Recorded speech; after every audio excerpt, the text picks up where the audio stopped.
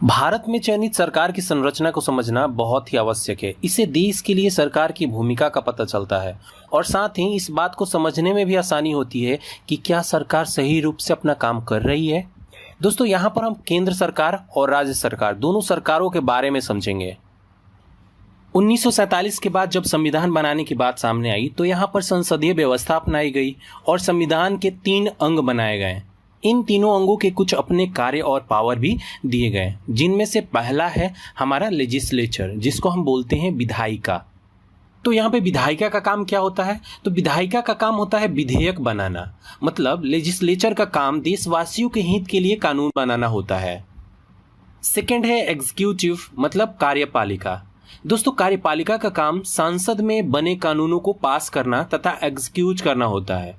और जो थर्ड है हमारा, वो है जुडिशरी, मतलब न्यायपालिका। यदि लॉ को लागू करने में कोई दिक्कत आती है या कोई उसका उल्लंघन करता है तो इसे सॉल्व करने या फिर सजा देने का काम जुडिशरी का होता है। मतलब न्यायपालिका क्या करता है, जो भी एग्जीक्यूटिव ने गलती किया उसको सॉल्व करने का काम या फिर सजा देने का काम जुडिशरी का होता है।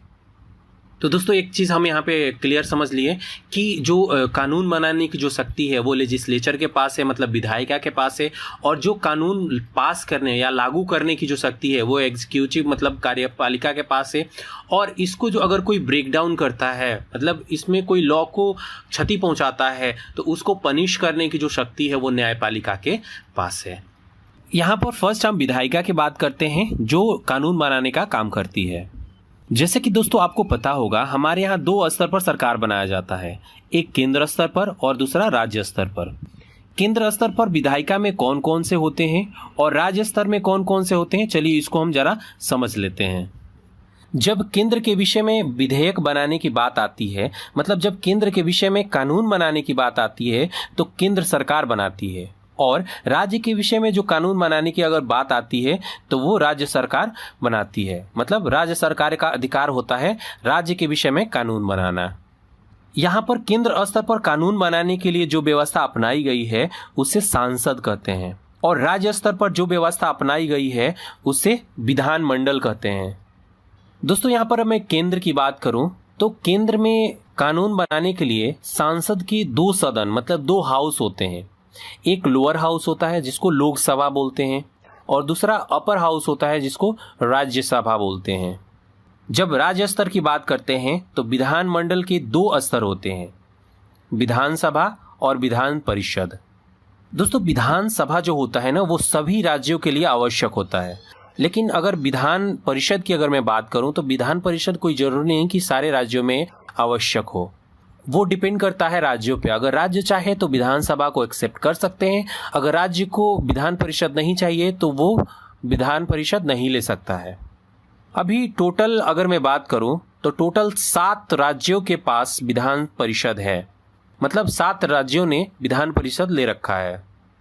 तो दोस्तों, अब चलिए हम सेकंड बात कर लेते हैं कार्यपालिका के बारे में। कार्यपालिका में भी जो केंद्र स्तर पे और राज्य स्तर पे हमारी सरकारें होती हैं, ठीक है ना। तो केंद्र स्तर पर जो कार्यपालिका का जो सबसे प्रमुख होता है उसको राष्ट्रपति कहते हैं।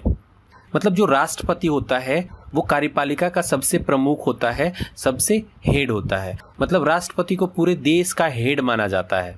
दूसरे स्थान पे आते हैं उपराष्ट्रपति और तीसरे स्थान पे आते हैं प्रधानमंत्री।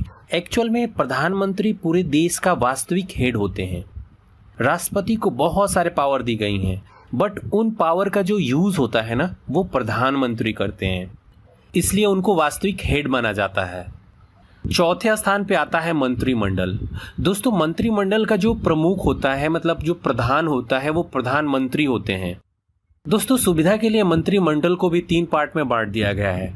पहला कैबिनेट मंत्री, दूसरा राज्य मंत्री और तीसरा उप मंत्री, जिनके अलग अलग काम होते हैं। मंत्रिमंडल के प्रत्येक मंत्री को सांसद का सदस्य होना अनिवार्य होता है। राज्य स्तर पे जो कार्यपालिका होती है उनके जो प्रमुख होते हैं वो राज्यपाल होते हैं। राष्ट्रपति के तरह ही राज्यपाल को भी पूरे राज्य का हेड माना जाता है, और जो वास्तविक हेड होते हैं वो मुख्यमंत्री होते हैं। ठीक उसी तरीके से मंत्री परिषद भी होते हैं राज्य में। जो राज्य स्तर पे मंत्री परिषद होते हैं उनका विधानमंडल का सदस्य होना आवश्यक है। तो दोस्तों यहाँ पर एक क्वेश्चन उठता है कि जो प्रधानमंत्री है वो केंद्र में कार्यपालिका का भी सदस्य हैं और विधायिका के भी सदस्य हैं। विधायिका में जो लोकसभा है उनके भी सदस्य हैं। तो ये कैसे है? तो देखिए, तो जब तक नियुक्ति नहीं होती है, जैसे कि प्रधानमंत्री की नियुक्ति नहीं होती है, तो वो लोकसभा के ही सदस्य होते हैं। अब जब प्रधानमंत्री की नियुक्ति हो जाती है, जो लोकसभा के जो सदस्य हैं, जो मेंबर ऑफ पार्लियामेंट हैं, वो अपना प्रधान चुन लेता है और प्रधानमंत्री की तरफ वर्क करने लगते हैं, तो वो कार्यपालिका के सदस्य बन जाते हैं। तो उसी तरीके से मंत्री परिषद भी होते हैं। मंत्री परिषद जो होते हैं वो लोकसभा के सदस्य होते हैं। जब उनको मंत्री बना दिया जाता है तो वो एज अ कार्यपालिका के भी तरह काम करने लगते हैं। इस तरीके से प्रधानमंत्री तथा मंत्री परिषद कार्यपालिका के भी सदस्य होते हैं और विधायिका में, सांसद में विधायिका के भी सदस्य होते हैं। तीसरा अंग है न्यायपालिका, मतलब जुडिशरी। जैसे कि मैंने आपको पहले बताया कि कानून व्यवस्था को सही रूप से चलाने के लिए तथा कानून के अनुसार न चलने वालों को दंडित करने का काम जो होता है वो न्यायपालिका का होता है। मतलब सबको समान न्याय सुनिश्चित करना न्यायपालिका का असली काम होता है। भारत की न्यायपालिका स्वतंत्र तथा एकीकृत है। भारत की स्वतंत्र जुडिशरी का जो अपर लेवल है, मतलब जो शीर्ष है, वो सुप्रीम कोर्ट है, जिसका प्रधान चीफ जस्टिस होते हैं। सुप्रीम कोर्ट के निचले स्तर पर आता है हाई कोर्ट तथा इसके बाद डिस्ट्रिक्ट कोर्ट। सुप्रीम कोर्ट को अपना मामला तथा हाई कोर्ट से आए मामलों को सुलझाना होता है। भारत में फिलहाल 24 हाई कोर्ट हैं, लेकिन आंध्र प्रदेश के अरावली में देश का 25वां हाई कोर्ट बनने जा रहा है।